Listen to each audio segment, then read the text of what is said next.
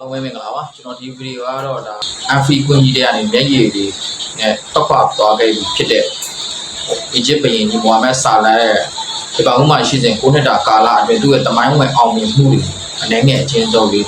လုပ်တဲ့ဗီဒီယိုလေးဖြစ်တဲ့အကြောင်းကိုအားပေးကြည့်ရှုလှည့်ပါအောင်မိုဟာမက်ဆာလာကတော့ဒါရိုမာတင်းကနေလီဗာပူးတင်းကို2019-18ရာသီကနေပြီးရောက်ရှိလာခဲ့တာဖြစ်ပါတယ်ယူရိုတန်42တန်းနဲ့ဒါလီဗာပူးအတွက်အဲ့ဒီအချိန်ကတော့တန်ကြေးအမြင့်ဆုံးကစားသမားအဖြစ်ပြောင်းရွှေ့လာခဲ့တာဖြစ်ပါတယ်သူ့ကိုစားရောက်ချင်းမှာကောက်ရိုးမီးဆိုပြီးတော့သူ့ကိုဒါတော်များများကပြောဆိုခဲ့ပါတယ်တန်ဒီပေးထားတဲ့တန်ကြေးနဲ့တော့မှပေါ့နော်ခြေစွမ်းပြနိုင်မလားပေါ့သူ့ကိုဒီလိုပြစ်တင်မှုတွေလည်းရှိခဲ့တာဖြစ်ပါတယ်ဒါပေမဲ့သူရောက်ခဲ့ပြီးတော့သူက2018-19ရာသီမှာတော့သူ့အနေနဲ့ဒါချန်ပီယံလိဆူဖလာကိုစကူပေးနိုင်ခဲ့တယ်အဲဒီလိဆူဖလာကြီးနဲ့သူ့ရဲ့ပထမဆုံးလီဗာပူးအောင်မြင်မှုကိုစာတင်ဆိုင်ထူခဲ့တယ်သူကဘာလို့နောက်တစ်နှစ်2019-2020မှာတော့ဒါပရီးမီးယားလိဆူဖလာကြီးလီဗာပူးအတွက်နှစ်30ကြာအောင်ကြာမှဒါပြန်လည်ရယူစကူပေးနိုင်ခဲ့တယ်ထဲမှာတော့သူကတော့သူရဲ့ကောင်းတူဖြစ်ပါဝင်ခဲ့တာလည်းဖြစ်ပါတယ်ဒီပရီးမီးယားလိဆိုလို့ရှိရင်2ချိန်စကူပေးနိုင်ခဲ့တယ်သူအနေနဲ့ဒီ FIFA World Cup ကလပ်မှာတော့2ချိန်စကူတဲ့ UEFA Super Cup မှာ2ချိန် FA Cup 2ချိန် Carabao 2ချိန်Community တိုင်း2ချိန်နဲ့ Super Cup 2ချိန်စုစုပေါင်းစူဖလာသူရောက်ရှိလာတဲ့ကာလအတွင်းမှာ6ချိန်6လုံးအထိသူကစကူပေးနိုင်ခဲ့တဲ့ကစားသမားလည်းဖြစ်ပါတယ်သူအနေနဲ့ပေါ့နော်ဒီတူးချင်းအောင်မြင်မှုစုဖလာတဲ့တူးချင်းအောင်မြင်မှုစုတွေလည်းသူရရှိခဲ့တဲ့ PFA ကောင်းမွန်ကစားသမားစုတွေကိုလည်းရရှိခဲ့တယ်လို့စံချိန်တွေကိုလည်းတစ်ခုပြီးတစ်ခုရိုက်ချိုးနိုင်ခဲ့တာဖြစ်ပါတယ်။နောက်ဆုံးသူဒီ site လုပ်ခဲ့တယ်ပေါ့နော်။ဟုတ်ကဲ့သူနောက်ဆုံး site လုပ်ခဲ့တဲ့သူကပေါ့နော်ဒီ Brentford နဲ့ပွဲစဉ်မှာသူ access တစ်ခုလုံးနိုင်ခဲ့တာကြောင့်မလို့တင်းရကန်ဝင်ကစားသမားကြီးတူဖြစ်တဲ့ Steven Gerrard စံချိန်ကိုပါရိုက်ချိုးပြီးတော့လီဗာပူးတင်းအတွက်တကယ်ကိုမှအမခံစမ်းဆောင်နိုင်ခဲ့တဲ့ဗီဒီယိုပဲဖြစ်ပါတယ်။အဲမို့ဒီ Salas ပေါ့နော်။ Mohamed Salas ကတော့ဒီသူ့အနေနဲ့တူးချင်းကစားသမားစုတွေမှာလည်း PFA ကစား PFA ဒီနှစ်တာအကောင်းဆုံး2ချိန်ပြီးတော့ပေါ့နော် FWA ကနေကစားသမားပေါ့နော်ဒီနှစ်တာအကောင်းဆုံးကစားသမား2ချိန်ဟိုလည်းသူ့အနေနဲ့စုပူနိုင်ခဲ့တဲ့ကိုသွင်းစံချိန်တွေလည်းသူ့အနေနဲ့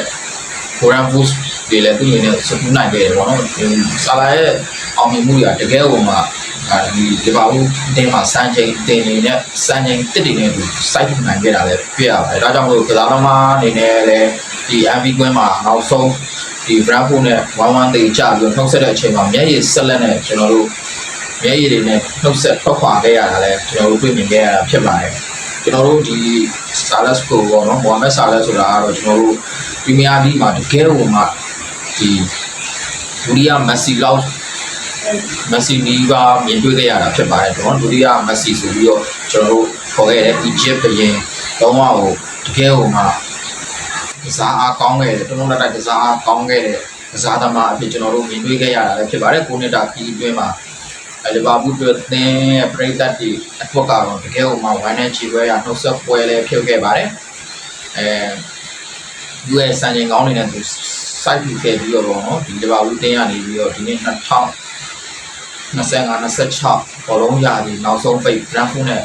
ပွဲတင်အပြီးမှာတော့သူ့အနေနဲ့လီဗာပူးတင်းကိုကြောက်ခိုင်းသွားခဲ့ပြီဖြစ်ပါတယ်အားလုံးကတော့1နဲ့ချီပွဲသွားနေပဲဒါနှုတ်ဆက်ခဲ့ရတဲ့ပွဲလည်းဖြစ်ပါတယ်သူနဲ့အတူဒါကန်ဝင်နောက်ထပ်ကစားသမားဖြစ်တဲ့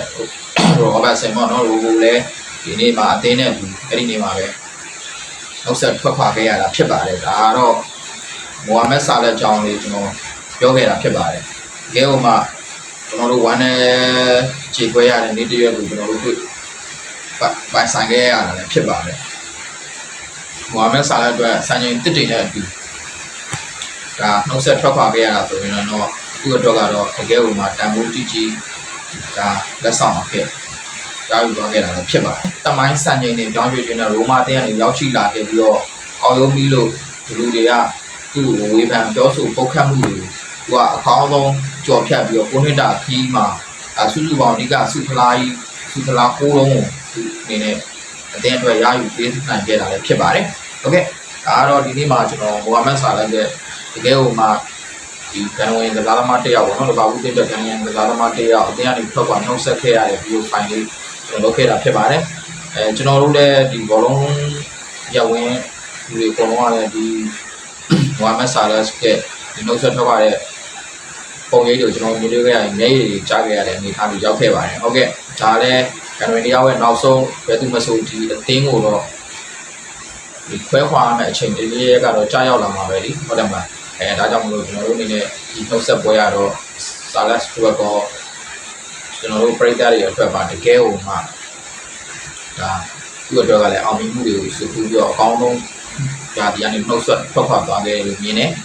ပရိသတ်တွေအတွက်လည်းသူ့ရဲ့တာဝန်ကျေမှုကိုအားလုံးကဂုဏ်ပြုပြီးတော့တော်လေးမှဂုဏ်ပြုပေးခဲ့တယ်ပေါ့နော်ဟုတ်ကဲ့ဒါကတော့မိုဟာမက်ဆာလတ်ရဲ့